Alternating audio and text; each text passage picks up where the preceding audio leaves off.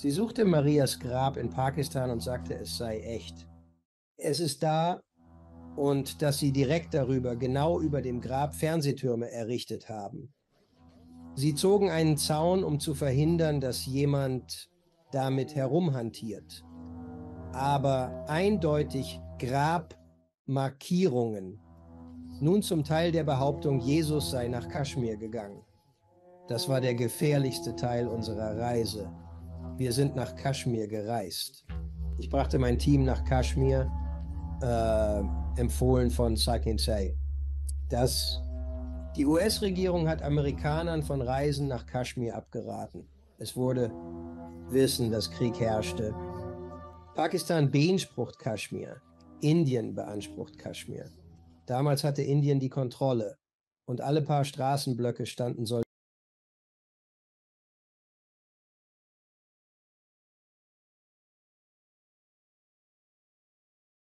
Ich begrüße Paul J. Davids in der Sendung. Wie geht's dir, Paul? Mir geht es gut. Vielen Dank, dass du in die Sendung gekommen bist, mein Freund. Ich bin wirklich aufgeregt, mit dir zu sprechen. Wie ich dir schon vor der Sendung gesagt habe, freue ich mich schon seit einiger Zeit auf unser Gespräch, denn wir werden über die verschollenen Jahre von Jesus sprechen und über dieses Mysterium, das die Runde macht. Und du hast einen Film über dieses Thema gemacht, der Jesus in Indien heißt. Und wir werden ein bisschen in den Kaninchenbau hinabsteigen, denn du bist tatsächlich an viele verschiedene Orte auf der Welt gereist und hast nachgeforscht und sozusagen du bist einem Autor gefolgt, der ein weiteres Buch über dasselbe Thema verfasst hat und hast weltweit nach Antworten gesucht. Was war deine ursprüngliche Motivation, diesen Film überhaupt zu drehen? Der Autor von King of Travelers, Jesus verlorene Jahre in Indien, ist Edward T. Martin, war gewesen. Schlug mir seit Jahren vor, einen Film zu drehen, der auf diesem Geheimnis und seinem Buch basiert. Und ich war zögerlich. Ich nehme die Einladung an. Sagen wir, ich habe sie schon ein paar Mal abgelehnt. Als Anhänger von Yogananda suche ich nach Zeichen. Etwas da draußen deutet mir an, was ich tun sollte. Ich glaube, es war 2005, als ich das Gefühl hatte, ich empfing den Hinweis von Yogananda, dass es Zeit war, nach Indien zu gehen. Und was mir durch den Kopf ging, war, als hätte Babaji ihn in die USA geschickt. Er sandte mich nun nach Indien. Yogananda tat dies. Aber wie sollte das geschehen? Nun, das war einfach ein Gedanke, der mir während einer Meditation kam und ich wusste es nicht, ob ich das ernst nehmen sollte, doch ich begann wirklich zu suchen.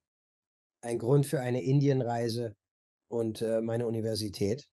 Ich habe in Princeton studiert und ich bekam von ihnen einen Flyer, wie sie eine Gelegenheit, nach Indien zu gehen, zu den Tigerreservaten. Und ich dachte, vielleicht ist das die Lösung. Also machte ich eine Anzahlung. Und dann, Freunde rieten ab, meinten, das sei nicht, wie du nach Indien reisen solltest. Und dann rief mich Ed Martin erneut an. Er hatte mich bei verschiedenen Konferenzen mehrmals gefragt über die Filmherstellung. Er sagte zu Paul, ich möchte, dass du weißt, ich kehre nach Indien zurück und setze meine Forschung fort. Ich bin überzeugt, dass meine Tätigkeit und Reisen dorthin gefilmt werden sollten. Würdest du in Erwägung ziehen, das noch einmal zu arrangieren? Ich bat um 24 Stunden. Also, ich rief Anil Ermil an, der aus Indien kommt und Schnittmeister sowie Co-Produzent meines Films Sternennacht war. Ich teilte ihm mit, dass ich überlege, ob er helfen möchte. Er antwortete sofort, auf jeden Fall. Er sagte, er würde es mir verbieten, das Projekt nicht zu realisieren, ohne mich dabei. Er hatte so viele Kontakte in Indien, dass er problemlos das Ganze aufbauen konnte. Und also, nachdem ich nachgedacht hatte und erkannte, dass meine Firma Yellowhead Productions genug Geld hatte, um die Indienreise zu sponsern und mit den Dreharbeiten zu starten. Ich sagte Martin, ja, ja. Ich habe mich umentschieden. Wir drehen den Film Jesus in Indien Und von dort aus, der nächste Schritt war die Planung, wohin wir in Indien gehen würden. Und es endeten schließlich bei 4000 Meilen verschiedener Ziele. Oh mein Gott. Es ist lustig, dass du Yogananda sagst, denn ich glaube, er war das erste Mal. Ich habe gehört, dass Jesus in Indien war, eine sehr faszinierende Vorstellung. Und weißt du, ich war es auch. Ich bin, wie oft in der Sendung gesagt, ein genesender Katholik. Und zu hören, das habe ich mich als Kind auch immer gefragt. Ich war damals so 12 Jahre alt, vielleicht bis zu 30, absolute Totenstille, da ist einfach nichts. Es gibt einen Welcher Satz ist es? Satz in der Bibel, der diese 18 Jahre umfasst. Wenn ich es richtig zitieren kann, glaube ich, es war: Und Jesus nahm zu, Wissen, Weisheit, Gunst bei Gott und Menschen. Das umfasste 18 Jahre. Ich meine, das ist fast so gut, wie wenn die Indianer das Fort einnehmen, so ähnlich. Nur eine Zeile Text, aber 3 Wochen Dreharbeiten geplant. Im Drehbuch. Also, es umfasste verdammt viel. Also, die Idee, dass Jesus in Indien war und Yoganandas Lehren sowie yogische Philosophien studierte, wie ich es tat. Je mehr ich selbst recherchierte und dabei auf ihren Film sowie diese Bücher stieß und zumal Yogananda auch ein Buch darüber geschrieben hat und tatsächlich viel über Jesus in Indien verfasste, begann die Vorstellung für mich persönlich mehr Sinn zu ergeben, weil viele Taten, die Jesus vollbrachte, in mir scheint, dass Jesu Taten bei seiner Rückkehr stark an yogische Fähigkeiten erinnern. Ihrer Erfahrung nach, welche Verbindungen gibt es zwischen Jesu Fähigkeiten? Wissen Sie all das, was er tut, die Wunder, die er vollbrachte, verglichen mit denen, die Yogis in indischen Traditionen taten? Das ist eine schwierige Frage. In Ordnung, das ist eine schwierige Frage, weil man alle Beispiele der yogischen Wunder aufreihen muss. Sicher, Yogananda erwähnt viele davon in seinem Buch, aber ich möchte es von einer anderen Seite angehen und sagen, dass Ed Martin verbrachte sein Leben mit der Erforschung dieses Projekts, um sein Buch zu schreiben. Er war Bergsteiger, Englischlehrer für Fremdsprachige und erforschte Jesus in Indien. Er geriet in Schwierigkeiten mit seiner fundamentalistischen Kirche, als er begann, Fragen zu diesen fehlenden 18 Jahren zu stellen. Und ihm wurde gesagt: Ed Martin, du solltest dich um dein eigenes Seelenheil kümmern, nicht darum, was Jesus tat. Wenn Gott gewollt hätte, dass du das weißt, stünde es in der Bibel, und das war ihm nicht genug. Für mich der Ausgangspunkt dabei: Ed wies darauf hin: Schau, die Bibel erzählt von Jesus, bis er 12 war, mit den weisen Rabbinern im Tempel redete und ihr Wissen in Erstaunen versetzte. Also, was wäre als nächstes passiert? Im nächsten Jahr hätte er seine Bar Mitzwa gefeiert, denn er war Jude und wäre 13 geworden. Und das wissen Sie einmal: Ein jüdischer Junge wurde durch die Bar Mitzwa zum Mann. Man arrangierte stets eine passende Heirat. Er hätte nicht Junggeselle bleiben können, wenn er geblieben wäre. Und dann kam die Frage nach der Seidenstraße, die zwischen Indien und Judäa. Die Geschichte der 3 Weisen aus dem Morgenland in der Bibel und die Tatsache, dass die Gaben, die gegeben wurden, waren Gold, Weihrauch und Myrrhe. Und Ed wies mich darauf hin, dass diese 3 Gaben spezifisch sind. Gaben von Rishis, heiligen Männern Indiens. In Ordnung, an heilige Individuen. Warum also? Warum Gold, Weihrauch und Myrrhe? Es sei denn, die 3 Weisen oder heiligen 3 Könige kamen aus Indien. Es gab die Handelsroute auf die Seidenstraße. Und also die Hypothese lautete eben: Hat Jesus Gegenbesuch machen, indem er kurz vor seinem 13. die Seidenstraße nahm. wahrscheinlich mit einer Karawane nach Indien reisen und dort viele Jahre verbringen. Also, wie untersucht man das? Nun, es gab natürlich viele Möglichkeiten. Es ist wie ein 2000 Jahre alter ungeklärter Fall. Und man kann es nicht absolut beweisen. Halten Sie sich an das Sprichwort, wo Rauch ist, ist auch Feuer. Suchen Sie nach dem Rauch. Wo ist der Rauch? Nun, einer ist der Existenz des Jagannathi-Tempels in Puri, glaube ich, in Indien. Er ist etwa 2500 Jahre alt. In der Nähe, ein paar Dinge in der Nähe, Yogananda war jahrelang im Ashram seines Gurus Sri Teswar, aber auch in der Nähe ist der Shankaracharya. Dieser Titel ist so etwas wie das Äquivalent zum Papst im Katholizismus, der Shankaracharya. Es gibt tatsächlich, glaube ich, 4 Shankaracharyas im Hinduismus. Ich denke, der Hauptpunkt ist ihre Nähe zum Jagannath-Tempel. Und wir wollten ein Interview mit ihm führen. Und genau hier, wenn Sie Fragen stellen möchten, tun Sie das bitte. Nein, bitte fahren Sie fort. Ich sitze hier, als wäre es ein Kaminfeuer. Erzählen Sie bitte weiter. Nun, mir wurde gesagt von Anil, der mit mir zum Produzenten von Jesus in Indien wurde, dass ich kein Interview mit Shankaracharya bekommen könnte. Vergiss es. Er meinte, es sei äußerst unwahrscheinlich, dass Shankaracharya einwilligen würde, dich zu treffen und ein Foto mit dir zu machen. Er sagte vielleicht, ich könnte es. Irgendwie weißt du, gebürtiger Inder. Wir gingen zum Hauptsitz des Shankaracharya und ich konnte einen von ihnen sehen. Ich weiß nicht, ob ich ihn Helfer, Assistent oder Leutnant nennen soll. Und ich erwähnte ihm, dass ich sollte als Ehrenhindu gelten, als Anhänger Yoganandas, denn als bloßer weißer Amerikaner wollten sie sich nicht mit mir treffen.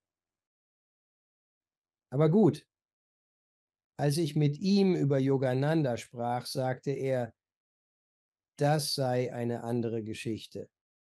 Ich kläre das mit dem Shankaracharya. Plötzlich wurde ich in einen Raum geleitet, wo der Shankaracharya mit meinem Videoteam saß und ich setzte mich. Ein Interview zu führen, das auf Hindi stattfand. Anil Ermil stellte die Fragen und arbeitete später an der Übersetzung davon. Der Shankaracharya bestand darauf, dass ihre Tradition fest sei, dass Jesus nicht nur in Indien war, sondern auch im Jagannath-Tempel. Er wollte mir praktisch Jesu Lehrplan erzählen. Was wirklich interessant wird, ist, dass Sie sehen viele Ähnlichkeiten zwischen vielen hinduistischen Lehren und dem, was Christentum wurde, wo es sich stark vom Judentum unterschied. Das hat strengen Gott, strafender Gott. Einen Gott, der Auge um Auge, Zahn um Zahn lehrte. Zahn, zornig, eifersüchtig, Rache, sicher, Rache. Ja, und natürlich wurden vielfältige Formen der Verehrung und auch Tieropfer gefordert. Und das war im Wesentlichen alles. Sie wissen, sehr verbreitet im Judentum. Ich bin ethnisch gesehen jüdisch. Ich habe das Judentum nicht mehr praktiziert. Ich interessierte mich für die Self-Realization Fellowship und die Lehren Yoganandas. Das hat mich wirklich sehr angesprochen. Aber im Christentum gilt nicht Auge um Auge, sondern dass, wenn dich jemand ohrfeigt, halte die andere Wange hin, damit er auch diese schlagen kann. Nimmt er deinen Mantel, gib auch das Hemd. Du weißt, dass es teilt etwas mit dem Hinduismus und östliche Religion, aber nicht mit dem Judentum. Also, wenn diesen Theorien zufolge Jesus mit etwa 30 Jahren zurückkehrte und von seinem Cousin Johannes getauft wurde, War es nicht im Fluss Jordan? Ich glaube schon, ja. Also, er ist zurückgekommen mit Lehren, die das Herz tief herausfordern würden, des Judentums. Sie können sich denken, dass orthodoxe Rabbiner in Israel damals jemandem, der Wandel wollte, nicht wohlgesonnen waren. Sie wissen ja mit im Judentum, das als sehr strikt angesehen wird. Es gibt viele Regeln, ähnlich wie im Katholizismus. Das Interview mit dem Shankaracharya war nur eines unserer vielen Ziele. Ich möchte ebenfalls erwähnen, dass Ed Martin, der abgelehnt worden war, von etablierten Religionsgelehrten abgelehnt. Sie wollten nichts von Jesus in Indien hören. Aber als Absolvent von Princeton konnte ich ein Video-Interview bekommen mit Elaine Pagels, die eine der großen Bibelwissenschaftlerinnen ist, die eine der großen Expertinnen auf alle diese Schriftrollen, die gefunden wurden, glaube ich. Die Schriftrollen vom Toten Meer sind bekannt, aber viele andere wurden auch in einer Urne gefunden. Ja, genau. Hat Nada Mahari gesagt: „Ja, ich weiß nicht. Ich glaube, ich kenne dich. Ich glaube, ich kenne dich.“ Und das waren sie. Sie verrieten viel über einige verlorene Lehren Jesu. Nun, ich meine, ja, Sie sprachen von einem Lehrer der Weisheit. Ich denke, kein Name war genannt, aber offensichtlich entstand daraus eine Sekte in Israel, der die bestehende religiöse Ordnung herausforderte. Also ich führte ein Interview mit Elaine Pagels und sie persönlich glaubte nicht, dass Jesus in Indien war, weil sie diese Vorstellung sehr schwierig fand. Sie nannte ihn einen Dorfrabbiner. War bis nach Indien gereist. Sie hatte keine Erklärung für die verschollenen Jahre. Allerdings, nach ihrer Analyse, sagte sie, können wir als Bibelwissenschaftler diese Theorie nicht ausschließen. Es ist nicht auszuschließen. Als ein guter Akademiker würde ja, das ist echt süß. Sie haben neue Beweise. Man muss offen und flexibel bleiben, denn man hat nie völlig recht. Niemand hat das je. Rockstar, denk an die Erde. Man dachte, die Sonne drehe sich um die Erde. Galileo hatte es schwer, diese Ansicht zu bekämpfen. Also, aber für sie war es noch weit mehr. Sie konnte es einfach nicht ausschließen. Plötzlich brachte Ed Martin seine Theorien als ernstzunehmend ins Spiel. Religiöser Gelehrter. Kein Putsch, sagen wir. Kein Putsch, weil Elaine Pagels nicht behaupten kann, er sei nicht passiert. Nö. Mit meiner ganzen Autorität könnte ich leugnen, dass es passierte. Nein, das wählte sie nicht. Der Film Jesus in Indien wird online gestreamt, sei gesagt. Es ist so. Es könnte etwas schwierig sein, jetzt an die DVD zu kommen. Das Tolle an der DVD waren die vielen Zusatzfunktionen, aber der Film wird kostenlos gestreamt. Zusammen mit vielen meiner anderen Werke, denn ich habe mittlerweile 12 Spielfilme gemacht, viele zu kontroversen Themen, die, ich denke, für Ihre Zuhörer sehr interessant wären. Ich habe jetzt meine Webseite eingerichtet.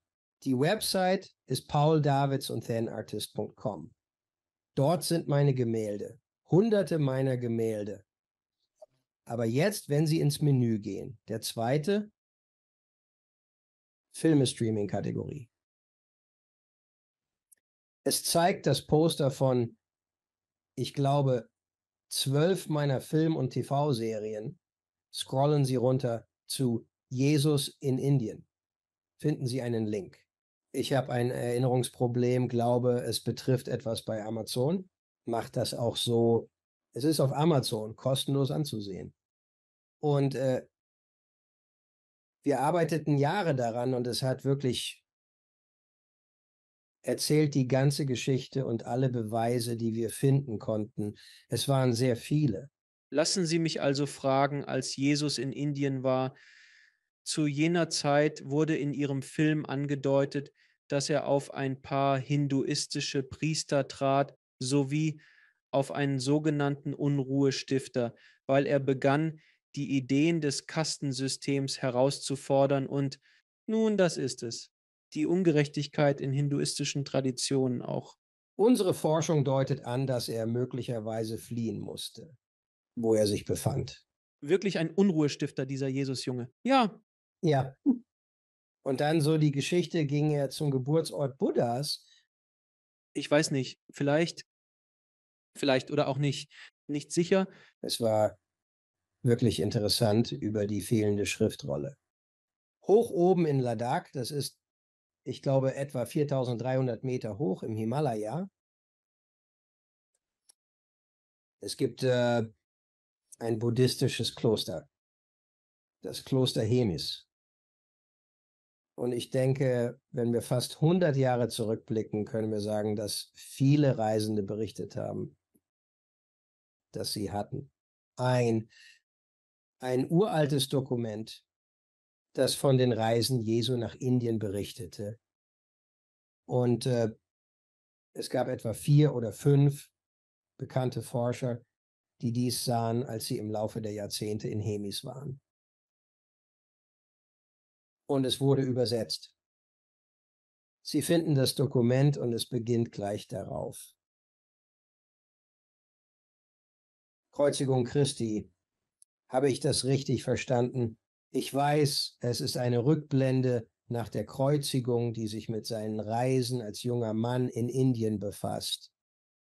Und die ganze Geschichte ist dort dargelegt, wie er die Handelsrouten nahm und mit wem er sich traf, sowie wie das Christentum durch seine Reisen und den Austausch mit Hinduismus und Buddhismus wuchs. Wir wollten natürlich unbedingt sehen, das Manuskript bestätigen, dass es wirklich existierte. Eine der Personen, verstehen Sie, ich habe nicht alle Namen direkt griffbereit hier. das ist in Ordnung. Es gab der russische Entdecker Nikolaus irgendwas. Ja, ich vergaß seinen Nachnamen, aber Ich glaube, er war der Erste.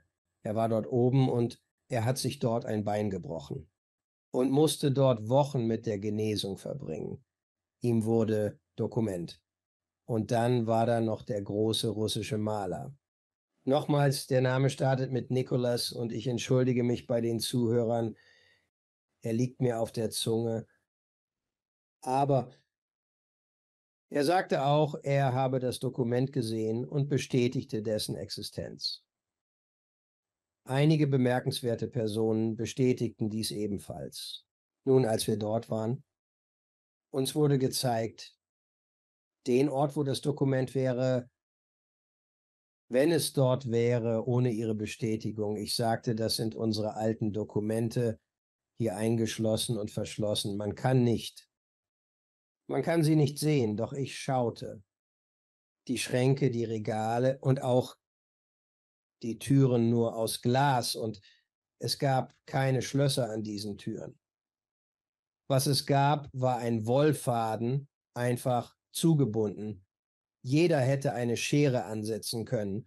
Und nein, denn der Abt des Klosters hatte vor Jahren Anweisungen hinterlassen, dass niemand sie öffnen sollte. da haben Sie es.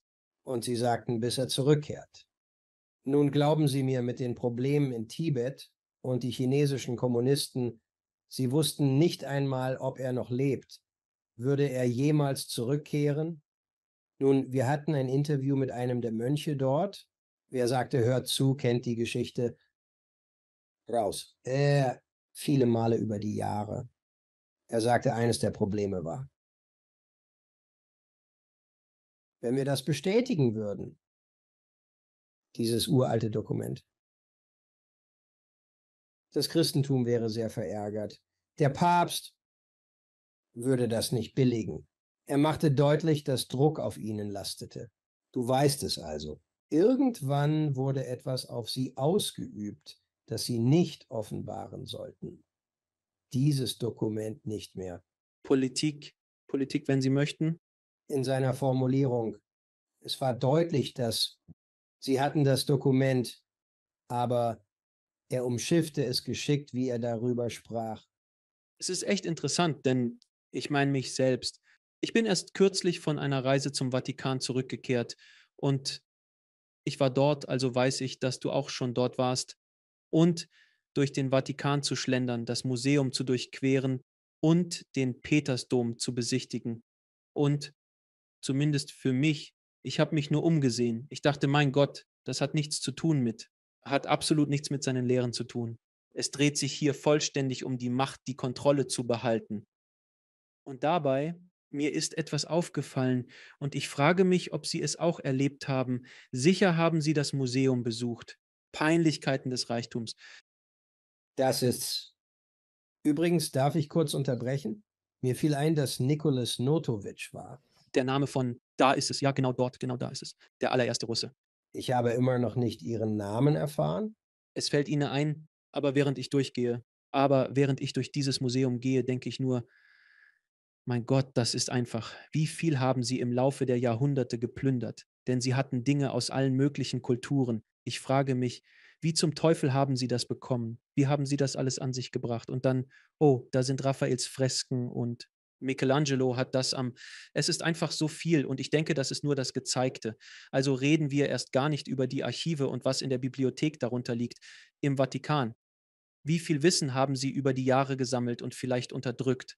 Wer weiß, es gibt viele Behauptungen über Dokumente, die beweisen, dass Jesus, aber es passt nicht zur offiziellen Geschichte. Also, es wird nicht so sein. Ich möchte sagen, ich war im Vatikan und hatte ein Interview mit Monsignore Corrado Balducci. Ja, er war der Hauptexorzist für Johannes Paul II. Und tatsächlich konnte ich ihn dort nicht interviewen. Ich habe ihn interviewt, als er zu einer UFO-Konferenz in Italien gekommen war. Erstaunlicherweise sagte Monsignore Corrado Balducci, der Vatikansprecher, ja, es gibt Außerirdische. Ja, es gibt tatsächlich Besucher aus dem Weltraum. Das ist wahr. Sie sind keine Engel, keine Dämonen und auch keine Teufel. Gott schuf unermesslichen Raum. Würde er all die Immobilien, die vielen Planeten und Sterne verschwenden? Er sagte, wir sollen das akzeptieren und sie willkommen heißen. Vielleicht sollen wir helfen, sie zu bekehren. Natürlich muss man sie bekehren. Aber er wüsste, dass sie wirklich existieren. Also die Dame hatte, Paula Harris, eine Italienerin, hat mich zur Konferenz eingeladen. Harris ist ihr Ehename. Ich sagte, ich mache diesen Film Jesus in Indien. Glaubst du, ich kriege ein Interview mit Corrado Balducci über Jesus in Indien? Und sie sagte, oh mein Gott, auf keinen Fall. Lass das. Geh nicht in die Richtung, Paul. Sie warnte, ich dürfe das nicht bei ihm ansprechen. Er würde nie wieder mit mir reden. Er hat nie wieder mit mir gesprochen. Er will davon nichts hören, weil er das für völligen Unsinn hält. Also sagte ich, aber würde er mir ein Interview über UFOs gewähren? Und sie sagte, natürlich führe ein Interview mit ihm über UFOs. Dagegen wird er nichts einzuwenden haben. Also, ganz offensichtlich sehr clever, konnte ich. Siehst du, wohin das geht? Ja, ich hatte das Interview mit ihm über UFOs und verstanden. Sie wissen, Monsignor, während ich in Indien über UFOs forschte, hörte ich von einigen Leuten dort eine sehr seltsame Geschichte. Ich war unsicher, was ich damit anfangen sollte. Hast du schon gehört, dass manche in Indien glauben, Jesus sei dort gewesen? Kennst du solche Erzählungen? Als ich ihn darauf ansprach, begann er zu reden und betonte nachdrücklich, dass es nie passiert sei. Er sagte, die Geschichte von Jesus finde sich nur in Matthäus, Markus, Lukas, Johannes und der Apostelgeschichte. Als ich ihn nach den fehlenden 18 Jahren fragte, die unerwähnt blieben, sagte er, welche 18 Jahre? Davon weiß ich nichts. Ich habe noch nie davon gehört. Doch, die ganze Geschichte existiert. Dann hatte ich einen Übersetzer, der nochmals fragte, aber Monsignore, nein, es springt in der Bibel von 12 Jahren zu. Er hat das einfach abgetan und sagte nur, nein, davon habe ich nie gehört. Nein. Und dann betonte er, die Geschichte von Jesus in Indien sei falsch, falsch, falsch. Ja, sag es auf Italienisch beim Zusammensetzen des Films. Ich interviewte den Shankaracharya, der bestätigte, es sei wahr. Wir wissen, es ist wahr. Ja, der ist echt dumm dabei. Und dann haben wir hin und her geschnitten mit Monaten und Jahren, die sagen, falsch, falsch. So erkennt man die Divergenz der Standpunkte. Aber ich möchte sagen, als ich aus Indien zurückkehrte, war ich überzeugt von all dem, was wir entdeckt haben. Und nicht nur das, sondern auch der Enderteil der Geschichte. Wenn Sie so wollen, den gefährlichen Teil der Geschichte, was das orthodoxe Christentum betrifft, ist die Theorie, die Vermutung, dass Jesus die Kreuzigung überlebt hat. Das war nicht das Ende seines Lebens im menschlichen Körper. Bevor wir gehen, bevor wir diesen Weg beschreiten, möchte ich einen Moment innehalten und einen Schritt zurückgehen, denn auch dazu möchte ich Sie unbedingt befragen. Zurück zu Über seine Zeit in Indien spiele ich nun den Advocatus Diaboli ohne Wortspiel. Und viele denken sich so, na und? Warum hat sich dieser kleine 13-jährige jüdische Junge entschieden, auf einen Karawanenzug aufzuspringen und quasi als Tourist nach Indien zu reisen? Was soll der Sinn dahinter sein? Ich kenne die Antwort so halbwegs, weil ich Yogananda studiert habe. Aber was hatte Yogananda dazu zu sagen auf deinen Reisen? Was sagte er dazu? Ich bin unsicher. Erinnere dich an meine Worte. Mir ist bewusst, dass Yogananda großen Wert auf die Rückkehr der drei Weisen legte. Ich weiß nicht, ob behauptet wurde, dass sie zurückkehrten und er mit ihnen ging. Ich verstehe es nicht. Ich meine, wenn man das anschaut, Aber ich glaube, sie wollten ihn gerade verheiraten. er so, er hat es gelassen. Er wollte das nicht. Also, weil es und wiederum, wenn man es mit den Augen eines spirituellen Meisters betrachtet, in den yogischen Philosophien und Traditionen sowie den hinduistischen Bräuchen, solche Dinge wie: „Oh, du hast eine Mission in diesem Leben. Du musst ausgebildet werden. Hier ist dein Meister. Du musst in diesem und jenem ausgebildet werden, denn das ist der Grund, warum du hier bist. Und es wird ihnen gewissermaßen offenbart.“ Genauso wie es für Yogananda war, genauso wie es für Yukteswar, Lahiri Mahasaya Babaji war. Und diese Abstammungslinie, von der wir in diesem einen, nur sehr kleinen, aber mächtigen Stammbaum sprechen. Und es gibt so viele Abstammungslinien von Yogis und Meister, die schließlich zu aufgestiegenen Meistern avancieren. Aber genau dieses Wissen, das ich besaß, als ich die Geschichte vernahm, ließ mich denken, oh ja, die heiligen drei Könige, auch Weise aus dem Morgenland, kamen zurück. Es ist Zeit für deine Ausbildung. Sie brachten ihn nach Indien. Ich hörte, und ich weiß nicht, wie es dir geht, er reiste auch nach Ägypten und Nepal, auch in den tibetischen Himalaya. Hast du davon schon gehört? Nicht Ägypten, nur als Kind. Es steht in der Bibel. Aber Nepal, Tibet. Es ist sehr interessant, antike Malerei, Jesus in Tibet darstellend, mit der, ich denke, es war klar in Tibet. Natürlich weiß ich nicht, ob es tausende Jahre alt war. Es könnte auch hunderte Jahre gewesen sein. Es basierte eben darauf, die Legenden. Doch ein Aspekt, den wir noch nicht angesprochen haben und der sehr faszinierend ist die Verbindung zwischen dem Christentum und Indien. In Ordnung, durch heiligen Thomas. Das ist interessant nach der Kreuzigung Jesu. In der Zukunft, Thomas ging nach Indien. Nee, das ist absolut eine Tatsache. Es gibt Thomas Christians in Indien. In der Tat, mein Regieassistent bei diesem Film war Thomas, ein gläubiger Thomas Christ. In Chennai gelegen, hieß früher Madras und jetzt glaube ich, heißt es Chennai oder umgekehrt. Nicht nur haben sie dort die ursprüngliche christliche Kirche des heiligen Thomas, sie wurde wieder aufgebaut. Ich meine, sie musste restauriert werden, aber dort befand sie sich. Das Fundament ist immer noch vorhanden. Es gibt unglaubliche Artefakte. Wir haben dort gedreht und es gibt eine großartige Basilika zu Ehren des heiligen Thomas, die Thomas-Basilika dort in Chennai, dort in Zeitchens. Und warum? Warum? Jesus sandte ihn nach Indien. Warum? Um das Evangelium zu verbreiten, die Lehren dort zu etablieren. Und es gelang. Seine Anwesenheit wurde tatsächlich zur Basis des Christentums in Indien. Es ist erstaunlich. Diese Verbindung zwischen Jesus und Indien ist historisch durch Thomas belegt. Und die katholische Kirche erkennt dies an, denn Johannes Paul II. Besuchte die Basilika des heiligen Thomas in Indien, um den ungläubigen Apostel zu ehren. Wer weiß es, wenn ich die Hand nicht reinlegen kann? Du weißt, der ungläubige Thomas ging tatsächlich nach Indien. Das akzeptiert die katholische Kirche. Also für die Skeptiker oder Spötter oder diejenigen, die das abtun, warum ist das passiert? Das ist historische Tatsache. Es gab diese Verbindung zwischen Jesus und Indien. Sie war ihm wichtig.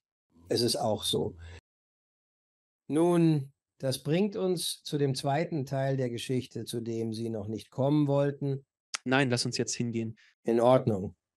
Und lassen Sie mich das nur sagen. Lassen Sie uns die Geschichte aufteilen. Es sind zwei verschiedene Theorien. Die eine ist die Theorie zwischen 18 und 30 Jahren. Und wo Rauch ist, da ist auch Feuer. Um das gibt es viel Rauch. Das wird im Film deutlich sichtbar. Der andere Anspruch ist, dass Jesus starb nicht am Kreuz, sondern wurde herabgenommen, dass er noch am Leben war. Sie waren gezwungen, ihn herabzunehmen, denn der Sabbat begann mit dem Einbruch der Dunkelheit. Sie wollten nicht sie dort oben am Kreuz zu dem Zeitpunkt. Aber er war am Kreuz, sagen sie, was? 5 oder 6 Stunden. Und normalerweise dauerte es bei Menschen, die gekreuzigt wurden, viel länger als das, um zu sterben. Und danach, die Lanze durchbohrte seine Seite, sodass Blut und Wasser herausflossen. Wenn er verstorben wäre, würde sein Herz nicht schlagen, um Blut aus einer Wunde zu pumpen. Eine Frage dazu? Also, der Gedanke einiger Leute ist, dass als Jesus danach den Jüngern erschien, es wirklich ihn, den Gekreuzigten. Und als er zu Thomas sagte, fühle meine Wunde, leg deine Hand hinein, hier wurde ich durchbohrt. Das war es. Das war Jesus leibhaftig. Sie sagen, dieser Theorie zufolge wurde auch beschrieben, dass er nicht nur mit ihnen aß. Warum sollte ein körperloses Geistwesen, das erschienen war, um sich seinen Jüngern zu zeigen? Zu essen? Das passt nicht zusammen. Es ist nur für einen physischen Körper angemessen. Und dann ging er ihnen voraus. Nach war es Galiläa. Und dann ist das eine sehr menschliche Handlung. Es klingt nicht wie ein Geist, so wie es zu diesem Zeitpunkt im Neuen Testament beschrieben wird. Und dann kam es das Gefühl, dass er die Stadt verlassen musste, denn wenn er hingerichtet werden sollte und sie es nicht zu Ende brachten, er wollte dort nicht gefunden werden. Also lautete die Theorie, dass er mit seiner Mutter Maria kehrte wieder zurück nach Indien. Eine Wendung darin bildete den Grund, warum Autor Ed Martin so viele Jahre seines Lebens damit verbrachte, ihr nachzugehen. Er war im Friedenskorps in Afghanistan, bevor die Kriege vor Russlands Einmarsch und dem Krieg der USA begannen. Davor war er ein engagierter Mitarbeiter dort. Und eines Tages sagte er mochte Bier sehr und suchte Orte auf, wo er welches bekommen konnte. Es war wohl eine amerikanische Botschaft da, anderswo Alkohol verboten sein konnte.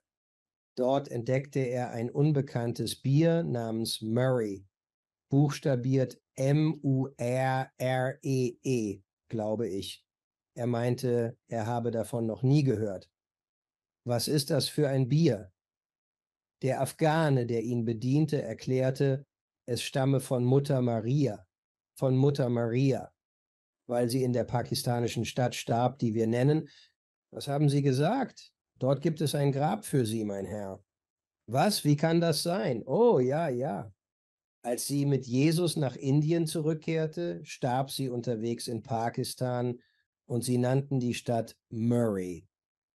Deshalb haben wir Murray Bier. Als Ed diese Geschichte zum ersten Mal hörte, und man muss verstehen, Ed war ein echter Fundamentalist. Ich meine, er wurde so erzogen. Er ging 3-mal die Woche in die Kirche. Für ihn drehte sich sein Leben um Jesus und darum, Jesu Leben zu verstehen. Als er das hörte, brachte es seinen Kopf völlig durcheinander. Und er dachte, was Sie behaupten, Jesus war in Indien. So begann seine Suche. Dann kam ein anderer Forscher hinzu, der kürzlich verstarb, entschuldigen Sie, ich vergaß den Namen, doch sie verfasste ein Buch über Jesus in Kaschmir. Seine Behauptung war, sein letztes Ziel sei Kaschmir. Sie suchte Marias Grab in Pakistan und sagte, es sei echt. Es ist dort. Und sie haben, glaube ich, Fernsehtürme direkt darüber, über dem Grab errichtet. Sie zogen auch einen Zaun, weil sie nicht wollten, dass jemand herumalbert. Aber offensichtlich Grabsteine. Nun kommen wir zu dem Teil, der behauptet, dass Jesus nach Kaschmir ging. Das war der gefährlichste Teil unserer Reise. Wir sind nach Kaschmir gefahren. Ich habe mein Team nach Kaschmir mitgenommen. Es wurde empfohlen von der US-Regierung, wurde Amerikanern abgeraten, nach Kaschmir zu reisen. Ich wusste von Krieg dort. Pakistan beansprucht Kaschmir, Indien beansprucht Kaschmir. Damals hatte Indien die Kontrolle. Alle paar Straßenblöcke standen Soldaten mit Gewehren. Es war eine Militärzone. Und als ich mit Crew ankam, meine Crew zielte darauf ab, zu jenem Grab zu gelangen. Manche behaupten, es sei das echte, das wirkliche Grab von Jesus. Und sie zählen alle Gründe auf, warum. Es wird von den Muslimen dort anerkannt, dass dies ein heiliger Ort ist. Persönlichkeit, nicht eingeäschert wie bei Hindus üblich. Und die Positionierung des Sarges ist von Osten nach Westen in der jüdischen, nicht muslimischen Tradition. Dort sieht man eine Steinmetzarbeit der Füße des Propheten, die Narbe der Kreuzigung.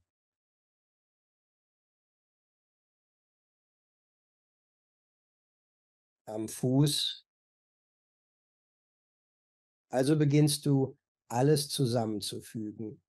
Als ich ankam, warnte man mich, Paul, du und Ed Martin, geht nicht zum Grab im muslimischen Viertel. Es könnte tödlich enden. Mein Freund und Co-Produzent Anil brachte die Hindus meines Teams dorthin. Zu der Zeit war es verboten, dort zu filmen, da die Muslime sehr aufgebracht waren. Sie sagen, es ist ein Prophet aus Ägypten, genau.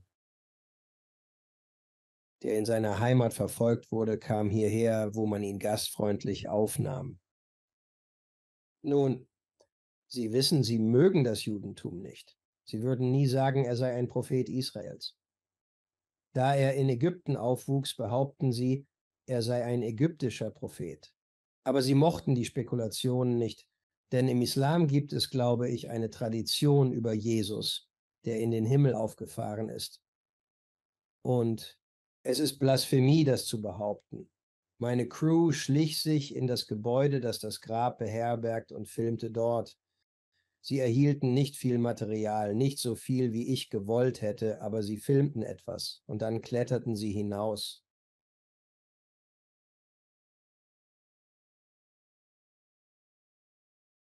Eine Schar Muslime hatte sich versammelt. Ein Polizist kam herüber. Oh, gut. Sie machten sich bereit, sie festzunehmen. Und alles ist gefilmt, weil die Kameras liefen weiter. Muslime waren da und schrien. Was taten sie? Das ist Blasphemie. Und die Polizei, da war ein Polizist, der Anil gerade festnahm. Aber Neil sagte, ich möchte gern ein wenig mit dir darüber sprechen. Er sagte, ich bin, weißt du, ein großer Fan. Ich bin aus Indien, Goa, glaube ich. Und der Polizist. Er sagte, er erzählt, er habe einen Neffen, der am Wochenende in Goa Fußball spielt.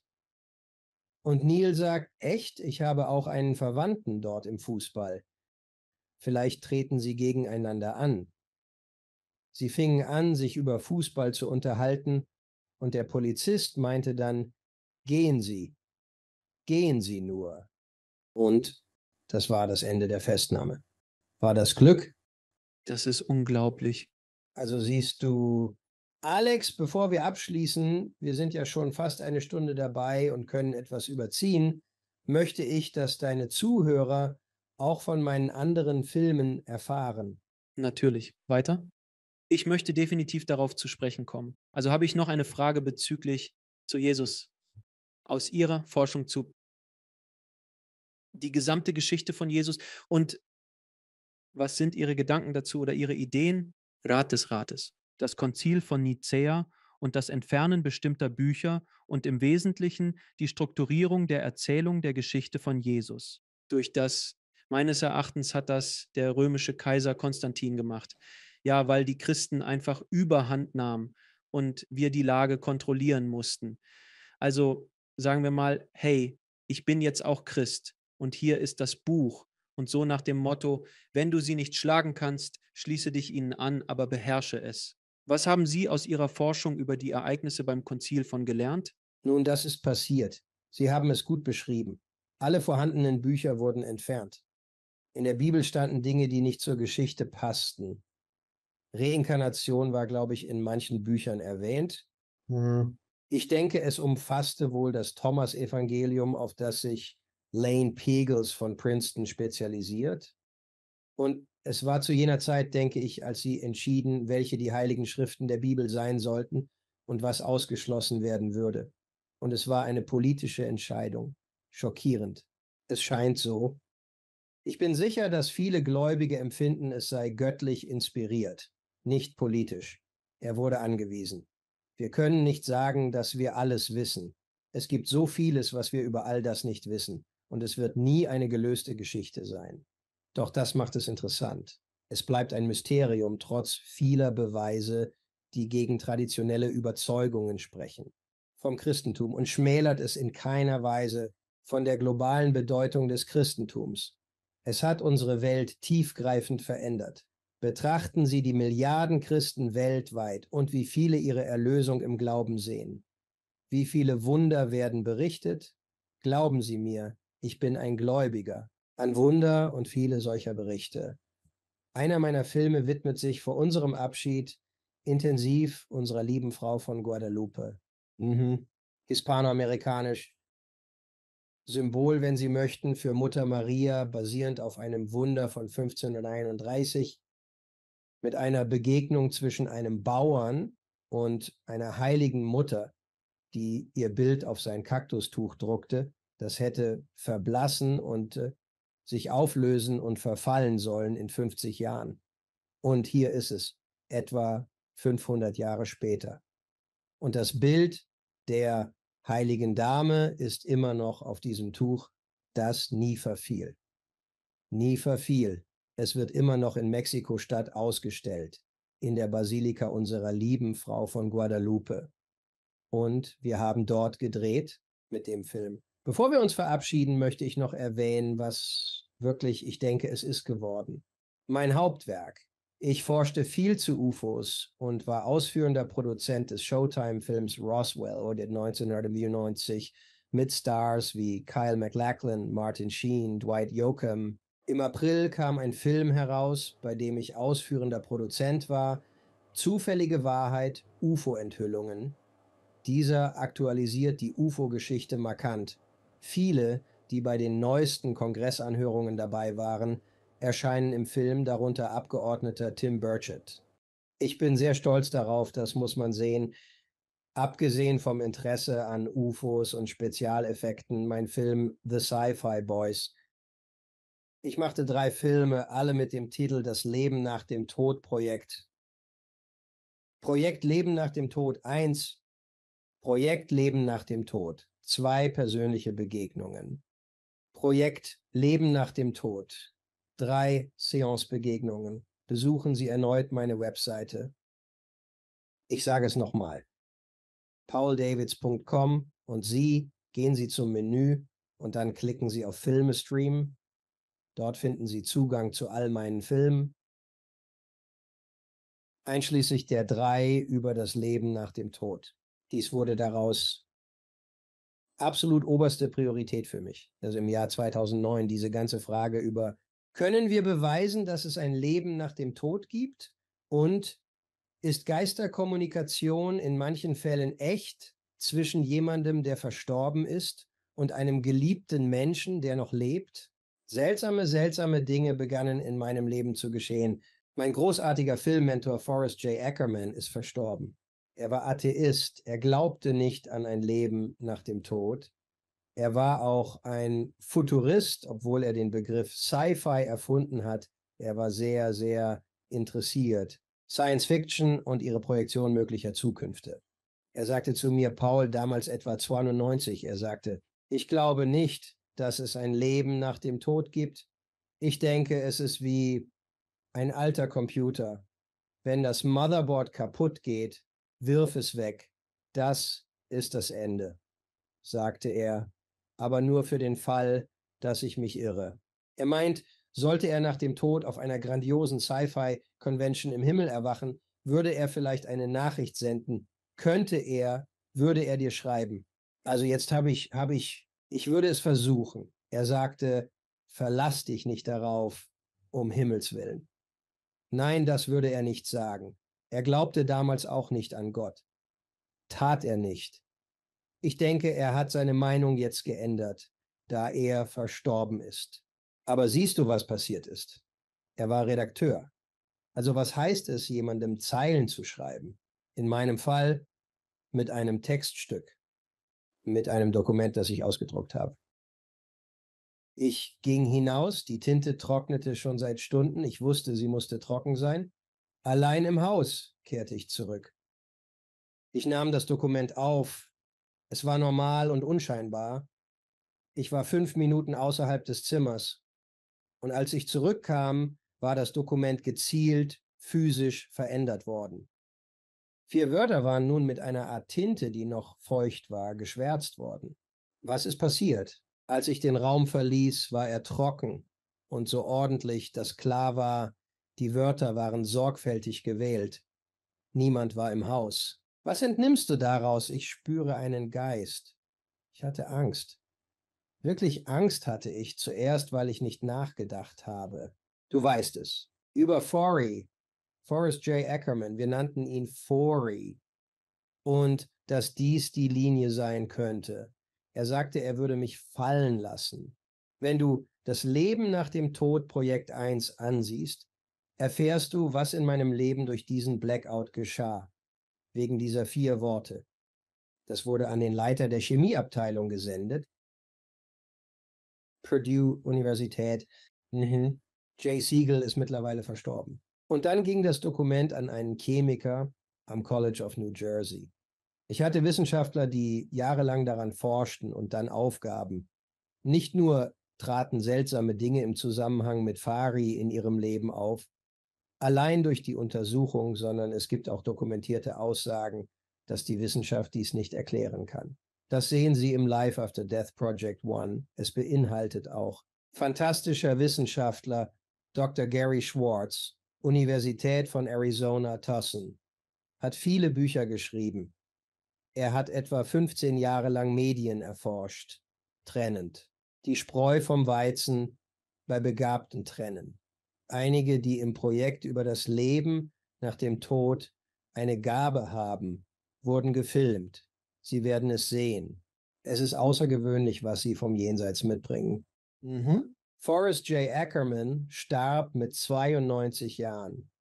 Er war fast mein Lebenslang ein Freund. Mit 13 begegnete ich ihm, nachdem ich einen Wettbewerb in seiner Zeitschrift gewann. Als jugendlicher Filmemacher und später Student am American Film Institute in Hollywood verbrachte ich viel Zeit mit Fari in dessen Haus, das wie ein Museum war. Also sage ich Ihren Zuhörern, das ist kostenlos. Ein Muss, um eine außergewöhnliche Beweissammlung für Persönlichkeit zu sehen. Das Leben überdauert das Ende des Körpers. Dass es unabhängig von Ort und Form immer noch die Möglichkeit hat, uns zu kontaktieren. Es ist wahr. Die meiste Zeit meines Lebens hätte ich es nie geglaubt, aber es ist mir passiert. Dann das Projekt Leben nach dem Tod. 2 persönliche Begegnungen, mit denen ich mit rund 20 Menschen aus allen Gesellschaftsschichten sprach. Sie wissen Bescheid. Bibliothekare, Archäologen, Pfleger, Ärzte, Personen, die bestätigen können, dass sie Kontakt hatten von verstorbenen Freunden und Angehörigen. Es ist real, bis du die Nummer 2 gesehen hast. Dieser unglaubliche Reichtum an Beweisen. Und dann Nummer 3, das Life After Death Project. 3 Sitzungen mit Geistern. Die anderen sind auf Amazon, dieser ist auf Tubi. Und Sitzungen mit Geistern. Wir erhielten die Erlaubnis, eine Seance zu filmen und paranormale Forschung im Haus des verstorbenen Forrest J. Ackerman vorzunehmen, das er besessen hatte. 4 Tage und 3 Nächte waren wir dort mit Wissenschaftlern und alles wurde live aufgenommen. Das sehen Sie in Folge 3. Also ich. Ermutigen Sie Ihre Zuhörer, die zuschauen, das zu erkunden. Ich möchte nur 1 oder 2 weitere Projekte erwähnen. Ich habe ein Projekt, das ist komplett aus Spaß gemacht. Es ist eine Art Mix aus Monty Python und Weird Al, genannt Professor Hack Hard Drive, Hack das Universum. Verfügbar auf Tubi. Einen Link gibt's auf meiner Webseite zum Tubi-Kanal. Es zeigt mich beim Spaß haben. Mein Vater war Professor an der Georgetown-Universität. Ich erschuf die Figur des witzigen Professors, genannt Professor Hack Hard Drive. Wer spricht in Reimen über allerlei kontroverse Dinge, über die verrückte moderne Welt, in der wir heute leben. Also das Thema Tattoos ist eines der Themen. WikiLeaks, Flughafensicherheit, Heirat und Trennung. Ja, genau. Es lohnt sich wirklich, das zu sehen, wenn du Zeit hast. Und da es 19 einzelne Sketche sind, jeder etwa 4 oder 5 Minuten lang, besonders der über Tattoos und einer über den Urknall, die sind früh im Film. Es heißt Professor Hack Hard Drive, Hack das Universum.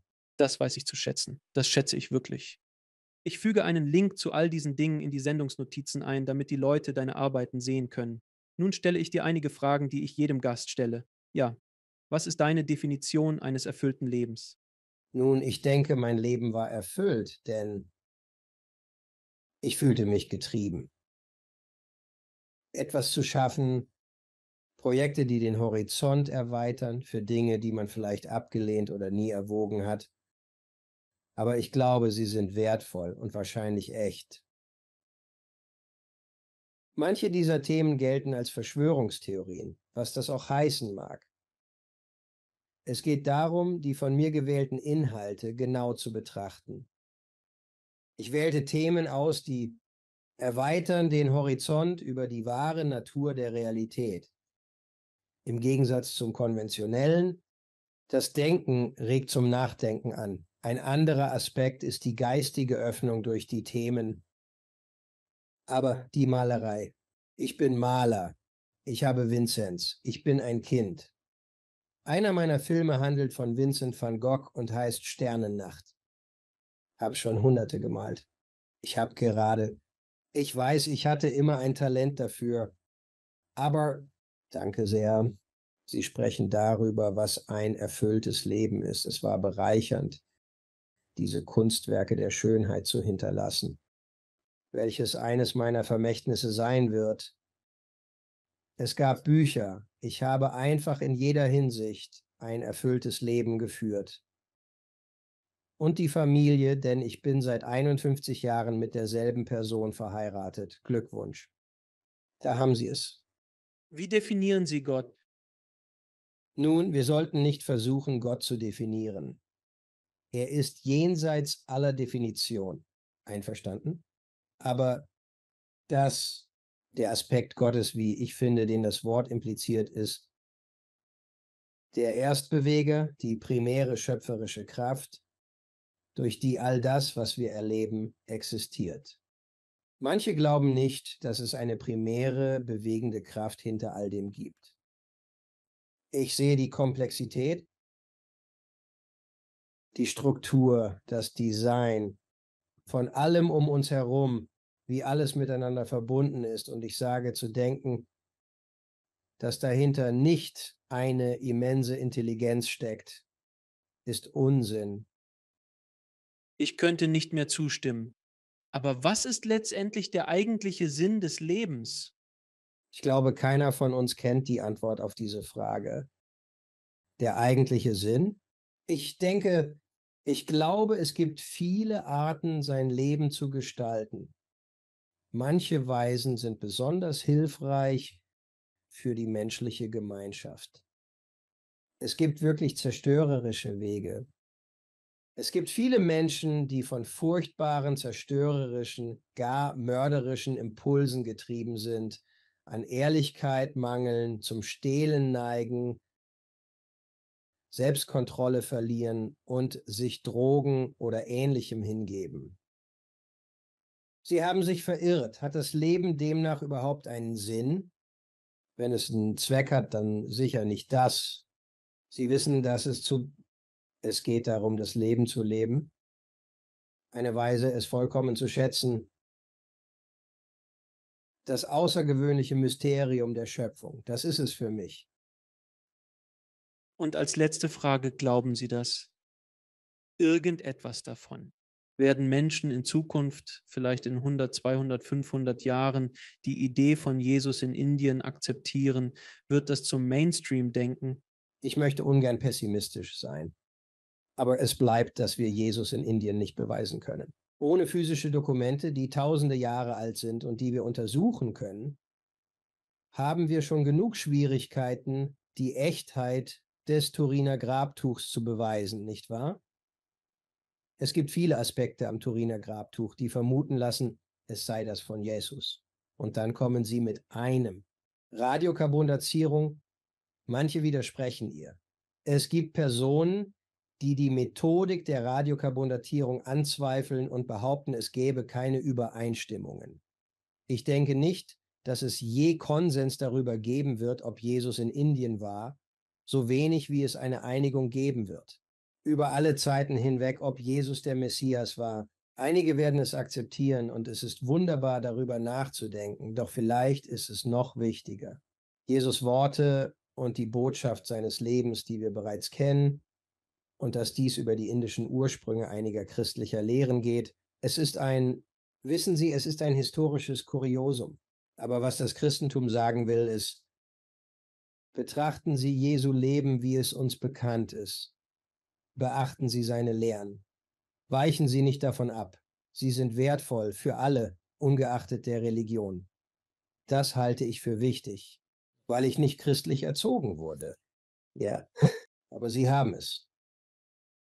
Paul, es war mir eine Freude, mein Herr, mit Ihnen zu sprechen. Vielen Dank nicht nur für dieses Gespräch, sondern auch für Ihre Arbeit, die Welt aufzuklären. Ich schätze Sie, mein Freund. Nochmals vielen Dank. Danke, dass ich mitmachen durfte.